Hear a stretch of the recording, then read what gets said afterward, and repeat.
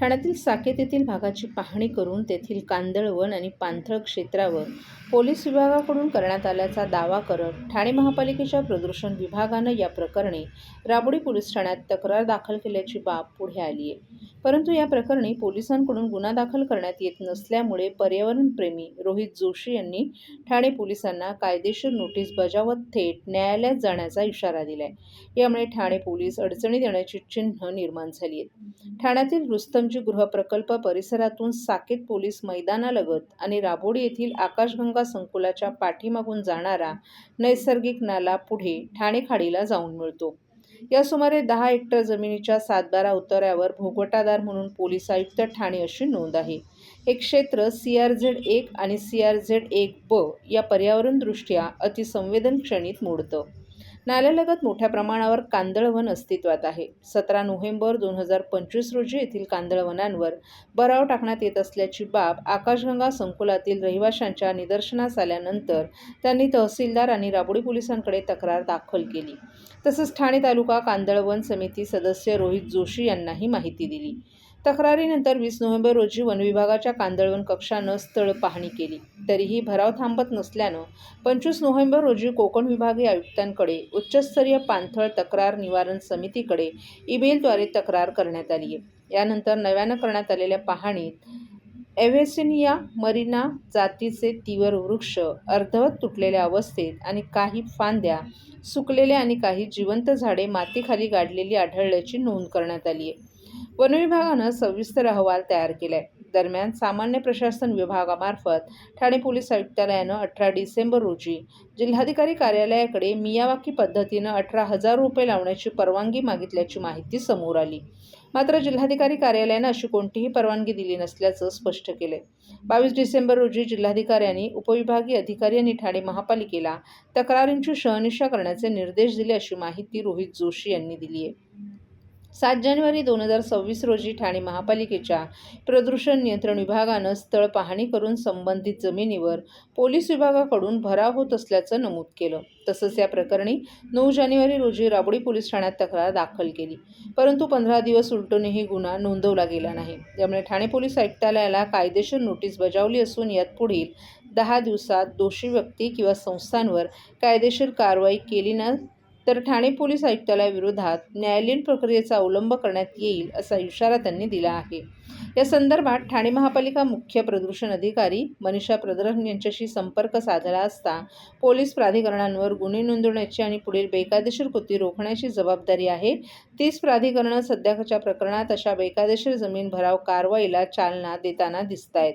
महाराष्ट्र किनारपट्टी नियमन क्षेत्र प्राधिकरणाचं किनारपट्टी नियमन उल्लंघन ओळखणं, काम थांबवण्याचे आदेश देणे, पुनर्संचयनाचे आदेश देणे आणि खटला चालवणे हे वैधानिक बंधन आहे. जिल्हाधिकारी किनारी आणि सरकारी जमिनींचं संरक्षक म्हणून अतिक्रमण, जमीन भराव आणि पर्यावरणीय नाश रोखण्यासाठी आणि क्षतिग्रस्त क्षेत्रांचं पुनर्संचयन सुनिश्चित करण्यासाठी बांधील आहेत. परंतु समोर ठाणे पोलीस आयुक्त ठाणे आरोपी असताना या सर्व यंत्रणा एकमेकांकडे बोट दाखवून स्वतःचं अंग या गंभीर प्रकरणातून बाहेर काढून घेताना दिसत आहेत.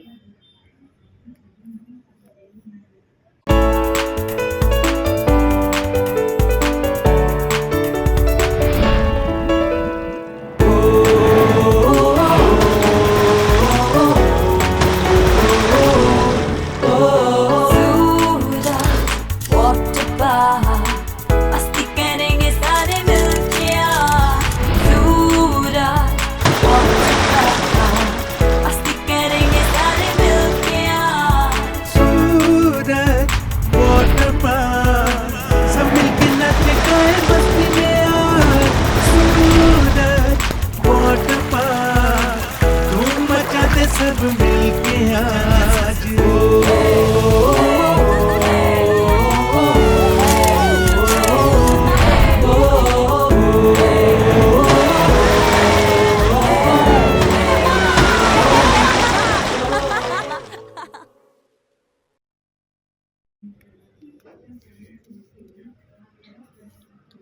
आनंद आश्रमात जनसंवादाला पुन्हा सुरुवात.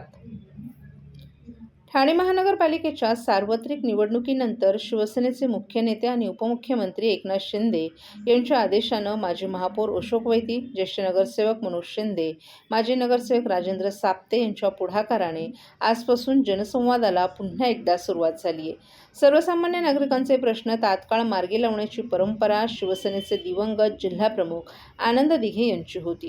त्यांच्याच तालमीत घडलेल्या अशोक वैती, राजेंद्र साप्ते यांनी देखील ही परंपरा कायम राखत या जनसंवादाला सुरुवात केली.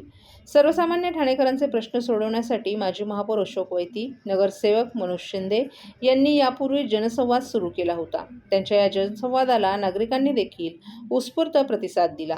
अनेक नागरिकांच्या या जनसंवादात मोठ्या प्रमाणात समस्या सुटल्यात. मधल्या काळात ठाणे महापालिकेची सार्वत्रिक निवडणूक लागल्यानं शिवसेनेचा जनसंवाद होऊ शकला नव्हता. मात्र आता निवडणुकीचा निकाल काय लागलाय याकडे लक्ष न देता शिवसेनेच्या शिलेदारांनी यांनी जनतेसाठी पुन्हा एकदा हा जनसंवाद सर्वसामान्य नागरिकांच्या मागणीवरूनच पुन्हा एकदा सुरू केलाय. आज या जनसंवादाला शिवसेनेच्या ज्येष्ठ नेत्या अनिता बिर्जे, माजी महापौर अशोक वैती, नगरसेवक ठाणे लोकसभेचे संपर्क प्रमुख मनोज शिंदे, माजी नगरसेवक राजेंद्र साप्ते, नगरसेवक आणि शिवसेनेचे गटनेते पवन कदम, माजी नगरसेवक पांडुरंग पाटील, माजी नगरसेवक जनार्दन खेतले यांच्यासह ॲडव्होकेट प्रियंका शिंगारे, रतन अवसरमोल तसंच अनेक मान्यवर पदाधिकारी आणि कार्यकर्तेही उपस्थित होते. येत्या मंगळवारी दुपारी 12 ते 2 या वेळेत आनंद आश्रम, टेंभी नाका या ठिकाणी हा जनसंवाद होणार असून आपल्या समस्या सोडवण्यासाठी नागरिकांनी जास्तीत जास्त संख्येनं जनसंवादात उपस्थित राहण्याचं आवाहन यावेळी शिवसेनेच्या वतीनं माजी महापौर अशोक वैती, ज्येष्ठ नगरसेवक अशोक शिंदे आणि माजी नगरसेवक राजेंद्र साप्ते आदींनी केलं आहे. इलेक्शन कालावधीनंतर थोडासा विश्रांती घेतल्यानंतर पुन्हा जनता दरबार सुरू झालेला आहे. ह्यामध्ये नागरिकांच्या बऱ्याचशा तक्रारी असतात. टॅक्स संदर्भात असतील, पाण्याच्या संदर्भात असतील किंवा मग SRAच्या संदर्भात असतात तक्रारी किंवा मग काही छोट्या मोठ्या नगरपालिकेच्या माध्यमातून काही विभागातल्या नागरिक सुविधा असतील ह्या देखील तक्रारी येत असतात. काही मुंबईच्या तक्रारी खास करून येतात. काही मग पालघर असेल, वाडा असेल, मोखाडा असेल किंवा मग कल्याण, डोंबिवली, अंबरनाथ, बदलापूर किंवा मग पालघर असेल, त्याच्यानंतर पनवेल असेल किंवा अशा बऱ्याचशा तक्रारी येतात. ते सोडवणे आम्ही सर्व एकत्र बसून टीम ह्या गोष्टी ऐकतो आणि जे काही प्रश्न आहेत ते सोडवण्याच्या दृष्टीने प्रयत्न करतो. नक्की ह्याच्यामध्ये आपण पाहिलं असेल की बऱ्याचशा तक्रारी आपण सोडवलेल्या आहेत. आज नाही म्हटलं तरी 1000पेक्षा जास्त तक्रारी आपल्याकडे पर्यंत आलेल्या आहेत. आमचं आत्तापर्यंत 93 जनता दरबार झालेले आहेत. अजून एक 7-8 बाकी आहेत आणि 100व्या जनता दरबारला शिंदे साहेब उपस्थित राहणार आहेत. आपण गटनेते आज या ठिकाणी पवन कदम आहेत. त्यांच्या माध्यमातून देखील महापालिकेचे काही कामं असतील ती त्यांना तशा प्रकारच्या विनंती केली जाईल. सूचना आम्ही करू शकत नाही, एवढे मोठे नाही, आम्ही विनंती करू आम्ही आणि ते तक्रारी जरूर सोडवतील. आणि ह्या ठिकाणी आम्ही एक टीमवर्क म्हणून काम करतोय. मनोज शिंदे साहेब आहेत, अनिताताई बिर्जे आहेत, साप्ते साहेब आहेत, या ठिकाणी संगारे मॅडम आहेत, ॲडव्होकेटचं काम करतायत, खेतले साहेब आहेत आणि मी स्वतः. आम्ही एक टीम म्हणून काम करतोय. कुठे आम्ही हा प्रमुख आहे तो प्रमुख आहे नाही, पण आम्ही बिर्जे वहिनींच्या उपस्थितीमध्ये आणि त्यांच्या अध्यक्षतेखाली काम करतोय. नक्की त्यांनी दिघे साहेबांच्या पासून ही परंपरा सुरू ठेवलेली होती. त्यांना फार जवळून काम करण्याची पद्धत माहिती आहे आणि तेच काम आज शिंदे साहेबांच्या आदेशानुसार आपण या ठिकाणी करतोय. 100वा जेव्हा जनता दरबार असेल ह्या ठिकाणी तेव्हा शिंदे साहेब स्वतः उपस्थित राहणार अशा प्रकारची आमची सर्वांची साहेबांबरोबर चर्चा झालेली आहे. नक्की नागरिकांचे प्रश्न आज पाहिला असेल, पहिलाच दिवस आहे तरी पण बऱ्याचशा तक्रारी या ठिकाणी आलेल्या आहेत. बऱ्याचशा तक्रारी आज आम्ही सर्वांनी मिळून सोडवण्याचा प्रयत्न केलेला आहे. भविष्यामध्ये नागरिकांना एकच विनंती आहे, ज्या काही तक्रारी असतील कुठल्याही असतील त्या सोडवण्याच्या दृष्टीने धर्मवीर आनंद दिघे साहेब यांच्या आश्रमात आल्यानंतर सर्व ज्या तक्रारी आहेत शिंदे साहेबांच्या माध्यमातून सुटतील अशा प्रकारची सर्वांना आमची सांगणं आहे. आणि आपल्या जे काही तक्रारी असतील त्या इथे येऊन आपल्या मांडल्या तर नक्की त्याच्यापासून एक चांगला आपण जाताना समाधानी व्हाल अशा प्रकारचं काम आमच्याकडून होईल.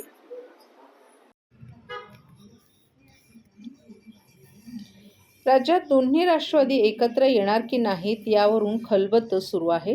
परंतु ठाण्यात मात्र विरोधी पक्षनेत्याच्या मुद्द्यावरून दोन्ही राष्ट्रवादी एकत्र येण्याची चिन्ह निर्माण झाली आहेत. विलिनीकरण झाल्यास आम्ही अजित पवार गटाला वेळप्रसंगी विरोधी पक्षनेते पद देऊ असं सूचक वक्तव्य राष्ट्रवादी शरद पवार जिल्हा अध्यक्ष मनोज प्रधान यांनी केले. परंतु विलिनीकरण न झाल्यास मोठा पक्ष म्हणून विरोधी पक्षनेते पद हे आमचंच असेल असंही त्यांनी स्पष्ट केले. ठाणे महापालिकेची महापौर पदाची निवडणूक प्रक्रिया पार पडल्यानंतर आता ठाणे महापालिकेचा विरोधी पक्षनेता कोण होणार यावरून पालिका वर्तुळात चर्चा सुरू झाली आहे. राष्ट्रवादी शरद पवार 12, राष्ट्रवादी अजित पवार 9, AIMIचे 5 नगरसेवक निवडून आले. परंतु या तीनही पक्षांनी आपली नोंदणी स्वतंत्र केली आहे. त्यामुळे महापालिकेतील मोठा पक्ष हा राष्ट्रवादी शरद पवार हाच ठरत आहे. त्यामुळे विरोधी पक्षनेते पद हे आम्हालाच मिळायला हवं अशी स्पष्ट भूमिका आता राष्ट्रवादी शरद पवारनं घेतली आहे. परंतु दुसरीकडे राष्ट्रवादी अजित पवार यांनी आम्हाला विरोधी पक्षासाठी दोनही पर्याय खुले असल्याचं मत जिल्हाध्यक्ष नजीब मुल्ला यांनी व्यक्त केले. पुढील 2 ते 3 दिवसात या संदर्भातील चित्र स्पष्ट होईल असंही त्यांनी स्पष्ट केले. दुसरीकडे आता विरोधी पक्षनेते पदासाठी आमचा पक्ष मोठा असल्यानं त्यावर दावा हा आमचाच असेल अशी भूमिका शरद पवार गटानं घेतली आहे. परंतु वेळप्रसंगी दोनही राष्ट्रवादींचे विलीनीकरण झाल्यास नक्कीच आम्ही मुल्ला यांना विरोधी पक्षनेते पद देऊ असंही प्रधान यांनी सांगितलं. ठरलेलं नाहीये. आपल्या पक्षाकडून काही दावा करण्यात येणार आहे का विरोधी पक्षनेत्यासाठी? प्रश्नच नाही. रूल असं म्हणतं की अपोजिशनमध्ये बसणारी जी सर्वात मोठी पार्टी असेल त्याचा विरोधी पक्षनेता असेल आणि भाजप गेलेली आहे सत्तेमध्ये. त्यामुळे 12 सदस्य असलेली राष्ट्रवादी शरदचंद्र पवार हीच पक्षाची सर्वात मोठी पार्टी आहे आणि डेफिनेटली आमचा विरोधी पक्षनेता बसेल. नजीब मुल्ला देखील दावा करतायत विरोधी पक्ष आमचा MIM ला घेऊन ते गटस्थापन करणार आहेत. ते अनुभवी आहेत. महानगरपालिकेबद्दल मी त्यांना शिकवणं म्हणजे गैर होईल. पण MIMचा गट वेगळा स्थापन झालेला आहे. NCP अजित पवारांचा गट वेगळा स्थापन झालेला आहे आणि तो असा अमलगमेट करता येणार नाही. जर कुठे आम्ही 2 पक्ष एकत्र झालो तर मग नक्कीच नजीबभाईंना कुठेतरी संधी दिली जाईल. आणि का नाही, ते खूप सीझन्ड आहेत नगरसेवक, पण त्याच्यासाठी आता सध्या तरी थांबायला लागेल. पण जर वेळ प्रसंगी, कारण मोठे पक्ष जे आहेत ते सत्तेत आहेत, शिवसेना आणि भाजप, यांच्या भ्रष्टाचारा किंवा या सगळ्यांना सडेतोड उत्तर देण्यासाठी दोन्ही राष्ट्रवादी एकत्र येणार का? आणि आता जसं म्हटलं तसं नजीब मुल्लांना पुन्हा विरोधी पक्षनेत्याची संधी मिळेल का? नाही, दोन्ही राष्ट्रवादी एकत्र येणं हे एक भाग, पण दोन्ही राष्ट्रवादी अपोजिशनमध्ये बसलेली आहे. जर कुठे भ्रष्टाचार झाला, काही मुद्द्यांवर दोन्ही राष्ट्रवादी एकत्र काम तर नक्कीच करू शकेल. आणि जर पुढे मागे दोन्ही पक्ष एकत्र झाले तर मला वाटतं की नजीब अतिशय चांगला नगरसेवक आहे, त्याचा विचार पक्ष नक्कीच करेल. महाराष्ट्रातील भगिनींना आधार देणारी राज्य शासनाची मुख्यमंत्री माझी लाडकी बहीण योजना. या योजनेअंतर्गत अल्प उत्पन्न गटातील 21 ते 65 वयोगटाच्या भगिनींना मिळणार दरमहा 1500 रुपयांची मदत. अर्ज करण्यासाठी 31 ऑगस्ट 2024 पर्यंत मुदतवाढ. कुटुंबाचं वार्षिक उत्पन्न 2.5 लाख रुपयांपेक्षा कमी असलेल्या महिला पात्र. कुटुंबाकडे पिवळं किंवा केशरी रेशन कार्ड असल्यास उत्पन्नाचा दाखला आवश्यक नाही. पांढरं रेशन कार्ड असेल किंवा रेशन कार्ड नसेल तर कुटुंबाचं वार्षिक उत्पन्न 2.5 लाखांपेक्षा कमी असल्याचा दाखला आवश्यक. योजनेसाठीचा ऑनलाईन अर्ज नारी शक्ती दूत ॲपवरून किंवा पोर्टलवर भरता येईल. ज्या भगिनींना ऑनलाईन अर्ज भरता येत नसेल त्यांच्यासाठी अंगणवाडी, ग्रामपंचायत, वॉर्ड ऑफिस, सेतू सुविधा केंद्रामध्ये किंवा आशाताई बचत गटाच्या CRP यांची मदत उपलब्ध. आता आपल्याला अभिमानानं म्हणता येईल, सुखी आणि सुरक्षित आहे माझी लाडकी बहीण.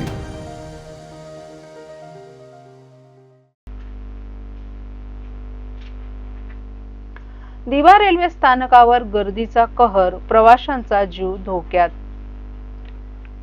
मुंबई आणि उपनगरांमध्ये दररोज लाखो चाकरमानी लोकलनं प्रवास करतात. मात्र वेळेत कामावर पोहोचण्याच्या घाईत प्रवाशांना मोठ्या संकटाचा सामना करावा लागतोय. विशेषतः दिवा रेल्वे स्थानकावर वाढत्या गर्दीमुळे अपघाताचा धोका अधिकच वाढला आहे. प्लॅटफॉर्मवरच नव्हे तर 2 प्लॅटफॉर्म मधील धोकादायक जागेतही मोठ्या प्रमाणात गर्दी दिसून येते. त्यामुळे रेल्वे रुळांवरून जाण्याचा प्रयत्न करताना अनेक प्रवासी जखमी झाले असून काही ठिकाणी मृत्यूच्या घटनाही घडल्या आहेत. रेल्वेच्या वेळापत्रकानुसार लोकल गाड्या नियमित उशिराने धावत असल्यानं प्रवाशांची गैरसोय होते. दिवा हे महत्त्वाचं जंक्शन असल्यामुळे येथे दररोज हजारो प्रवासी ये-जा करतात. मात्र गाड्यांची संख्या अपुरी असल्यानं प्रवाशांना प्लॅटफॉर्मच्या दुसऱ्या बाजूने जाण्याशिवाय पर्याय राहत नाही. त्यामुळे प्रवासी धोकादायक पद्धतीनं रेल्वे रूळ ओलांडताना दिसून येतात. प्रवाशांनी रेल्वे प्रशासनाकडे गाड्यांची संख्या वाढवण्याची, प्लॅटफॉर्म विस्तारीकरण करण्याची आणि सुरक्षा उपाय वाढवण्याची मागणी केली आहे. जोपर्यंत ठोस उपाययोजना होत नाही तोपर्यंत दिवा रेल्वे स्थानकावरील गर्दी आणि अपघाताचा धोका कायम राहणार असल्याची भीती व्यक्त केली जाते.